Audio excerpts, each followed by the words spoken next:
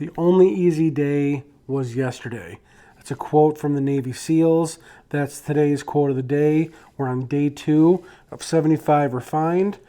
We're going through this together. I'm walking you through my journey. Spent some good time in prayer today. Got all my water in. What I've been doing, instead of doing a little checkbox when I complete something, I put a W because that's a win, right? So it's a win for the day. Today's reading is going to be out of Genesis chapters 19 through 30. Again, high level overview. We're looking at a lot of things that happen here. We see the destruction of Sodom and Gomorrah, and we see where Yahweh, the Lord, calls down fire from Yahweh, the Lord, in heaven. So this is where we see the distinctive persons of the Trinity being separate persons, but that one divine name being the one God. And we'll get into that a little bit later as we talk more about some of these deeper theological things. But again, so much is happening here. But this is what prepares us for Christ, who is sent from the Father, because Jesus is fully God. It's not a later invention, man. This is hinted early in scriptures. But we see the promise moving forward, right? The promise is carried out through Isaac. Isaac is a Christ-like archetype. He's not Christ, but he is an archetype of Christ that we're starting to see unfold. Abraham doesn't sacrifice his son because, even as Abraham said, the Lord will provide a sacrifice. And he spared Isaac, and the Lord did provide a sacrifice. That sacrifice was Christ. But again, we're talking about all the tea in this series. Man, we got drama with Laban. We got drama with Esau. We got just all sorts of drama going on.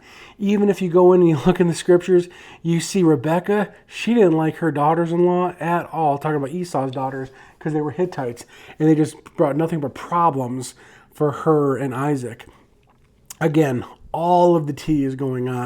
And we got Laban lying to Jacob. And listen, Jacob's usually being the one who's pulling one over on other people. But now he's got Laban pulling one over on him, trying to trick him, trying to steal from him, giving him the wrong wife.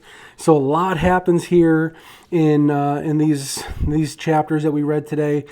Tomorrow we're going to get into the story of Joseph. We're going to be wrapping up Genesis here. We're going to get a lot more involved in what's going on with a little bit more family drama, and we're going to get through it. Key takeaways here: again, God is one. He is, but yet he is three persons distinct, and we see that where Yahweh calls fire down from Yahweh in heaven. God judges sin. He preserves his promise. He stays present in the chaos. Christ is already visible. Again, the whole point of this is it points us to Christ. Again, even when that tea is being spilled, all that family drama, the promise still stands. So we're going to keep fighting through 75 days. I'm looking forward to it. I finished up my first book. Again, it was really, really short. And so now I'm moving on to Discipline Equals Freedom, also by Jocko Willink. This one's going to take me just a couple more days, but it's another short, easy read. And then my wife's reading a book right now that once she's done with it, then I'll read it because it's something that we both wanted to read, and I was starting with something else. But anyways, as always, throw in the comments what were your takeaways from these chapters in Genesis. Also throw in the comments, what are you reading? What is your personal reading? What are you getting out of that book? And hey, make a recommendation. We might want to get into it. And keep digging into the fitness.